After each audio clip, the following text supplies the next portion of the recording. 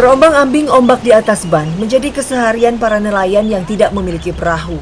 Melaut dengan cara seperti ini sudah dilakukan JJ selama lebih dari 10 tahun.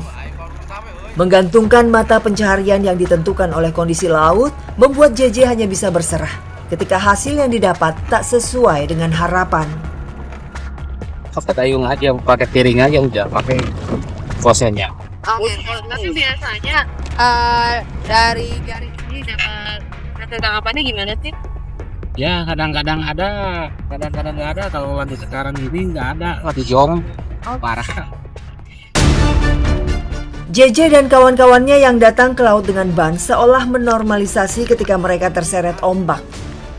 Padahal, hal itu merupakan resiko lebih besar yang harus ditanggung dibanding nelayan perahu. Para nelayan ban hanya mengandalkan pelampung sebagai satu-satunya alat keselamatan, tanpa memikirkan bahaya ketika gulungan ombak datang.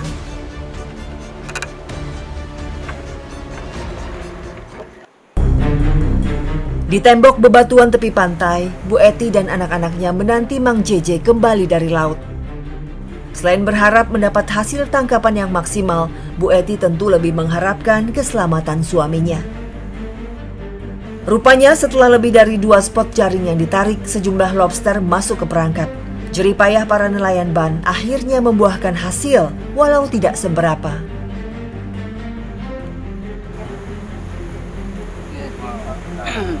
Nah, ini dia hasil tangkapan hari ini, tidak dapat banyak dan ukurannya juga bukan yang besar seperti biasanya lobsternya ini. Cuman udah bersyukur banget di tengah cuaca seperti sekarang, Mang JJ, Mang Mut masih bisa mendapatkan lobster dan ini nanti dijualnya dalam keadaan hidup.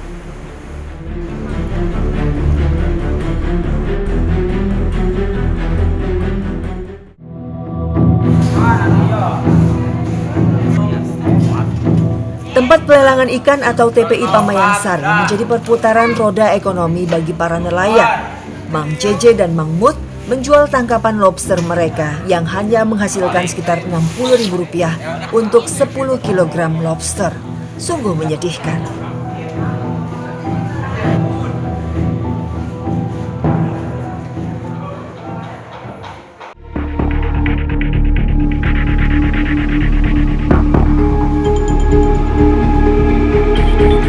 Kendala berkurangnya tangkapan lobster para nelayan, salah satunya karena faktor munculnya sampah dari tepian laut. Di tempat parkir perahu terlihat jelas menumpuknya sampah yang amat mengganggu lingkungan.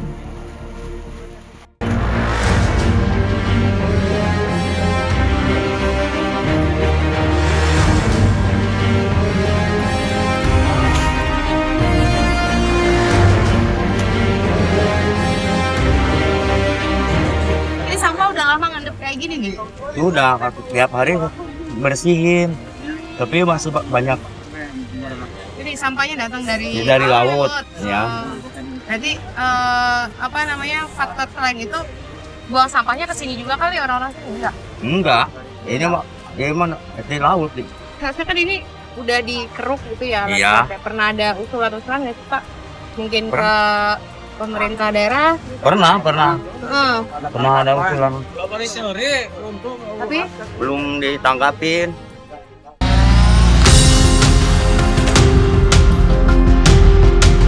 Kondisi seperti ini didiamkan begitu saja dan belum ada tindakan yang serius. Namun seharusnya menjaga lingkungan menjadi tanggung jawab bersama. Hal seperti ini seharusnya didasari kesadaran dan kebiasaan membuang sampah masyarakat sekitar jangan lagi ke laut.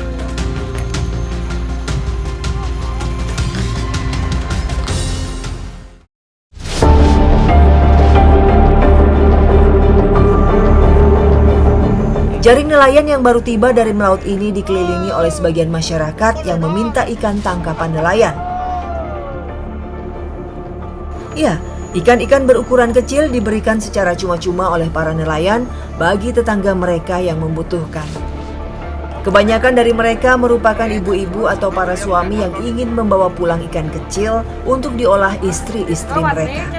Bu Cucum menjadi salah satu yang memisahkan ikan dari jaring. Disinilah mata pencarian Bu Cucum untuk bisa mendapat penghasilan dari mengolah ikan asin. Meski dirinya sudah usia lanjut, Dengan segala keterbatasan fisik, inilah cara Bu Cucum bertahan hidup.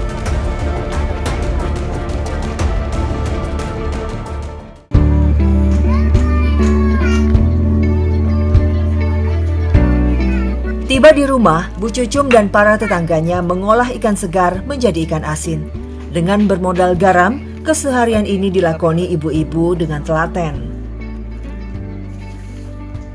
Nah, ini sekarang sudah dipadetin dan dikasih garam, tinggal dijemur aja. Jadi proses membuat ikan asin seperti ini menjadi tambahan buat Ua ya sama Pak Cucum atau ibu-ibu di sini. Karena biasanya kalau nelayan dapat tangkapan ikan yang kecil-kecil itu diberikan gitu aja ke masyarakat di sini. Lalu silakan ibu-ibu atau yang membutuhkan ya mengkreasikannya dijadikan ikan asin karena lumayan kalau dijual.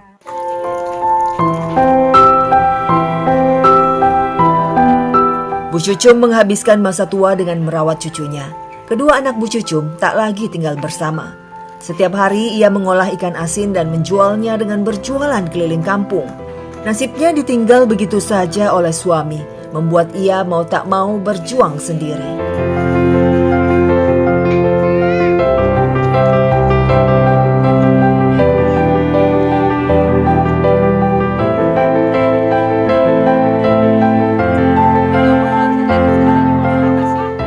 Kondisi maaf ya Mak, Ya, tangan kayak Mak kayak gini nggak ngerasa punya Enggak. kendala, malah Mak tetap semangat kerja buat anak, buat cucu ya Mak Yang ya. penting mah bisa makan dan tinggal. Mak Cucum dari tengah segala keterbatasannya masih gigih bekerja mengurus cucunya dengan nasibnya yang cukup menyedihkan gitu ya. Nah di tengah kondisi seperti itu dengan keterbatasannya Mak Cucum nggak menyerah gitu aja. Dia tetap kerja keras Tetap semangat. setiap harinya. Hebat Mak.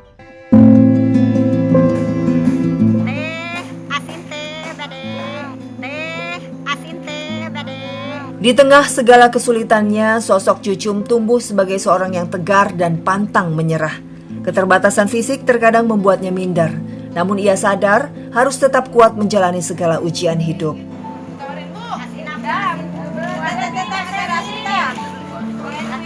Dari menjual ikan asin, sehari-hari Bu Cucum meraup penghasilan pas-pasan. Hanya inilah satu-satunya sumber mata pencahariannya. Ia menjualnya per kantong kresek yang diberi harga tak lebih dari Rp15.000.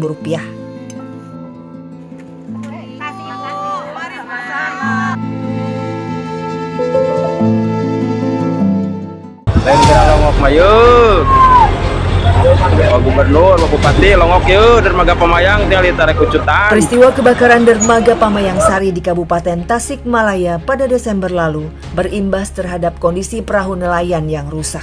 Bahkan sebagian sudah tak dapat digunakan. Mereka membetulkan perahu secara swadaya karena tak ada aliran bantuan katang.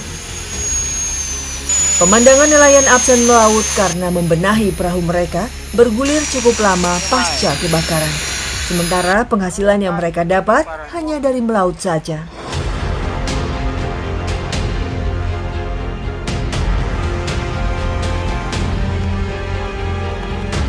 Ini salah satu perahu yang perlu ditambal karena bagian belakang sama bawahnya tuh terlihat jelas bolong.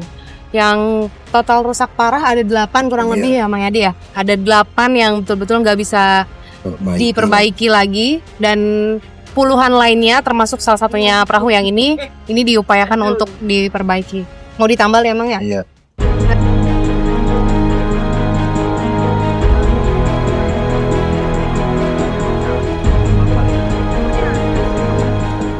Ini kemarin sampai bolong seperti ini kerugiannya kira-kira berapa Mang?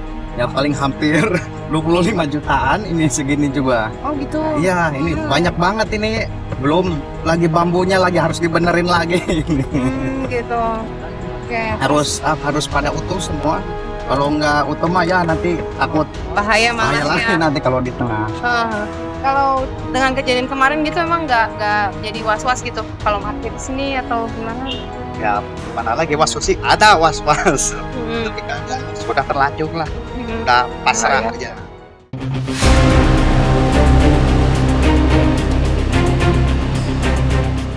Ia tak seorang diri, puluhan nelayan lain bernasib sama. bahkan lebih parah dari yang ia alami. Ini kan patah ini Mbak, ini harusnya di sini ini.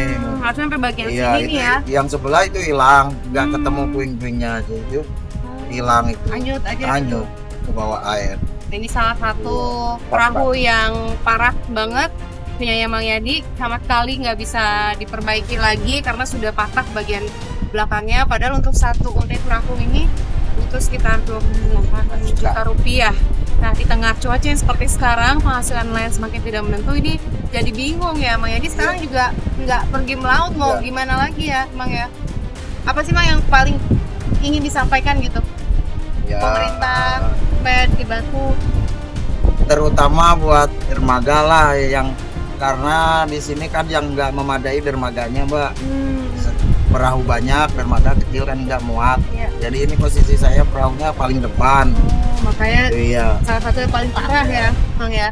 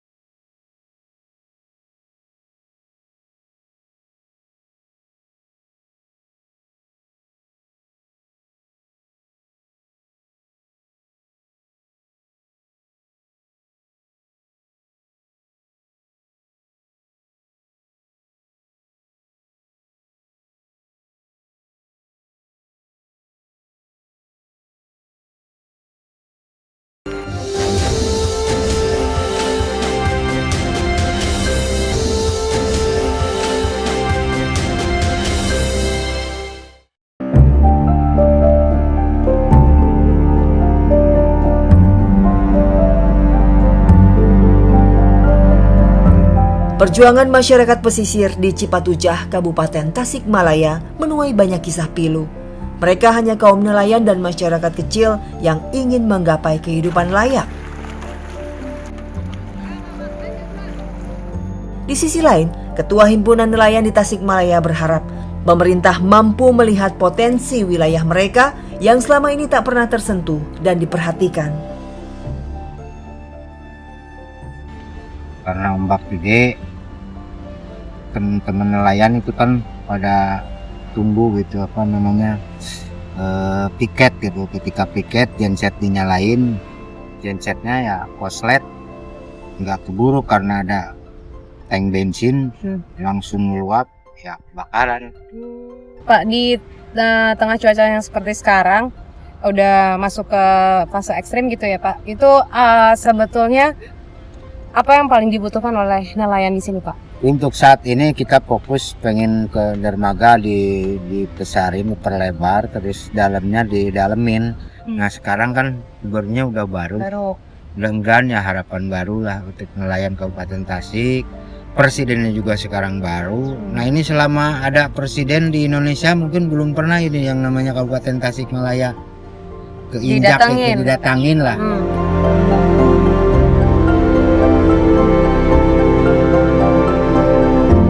Deru ombak di lautan menjadi keseharian bagi nelayan dan warga Pamayangsari. Namun mereka harus bertahan dari kerasnya ombak kehidupan yang dijalani setiap hari. Kehilangan kapal, sempitnya dermaga, hingga perjuangan ibu pencari rumput laut dan nenek pembuat perahu dari ban bekas menjadi kisah nyata sebagian masyarakat yang masih memerlukan uluran tangan dari pemerintah. Hanya tekad serta semangat pantang menyerah sebagai pegangan menatap hari esok penuh harapan.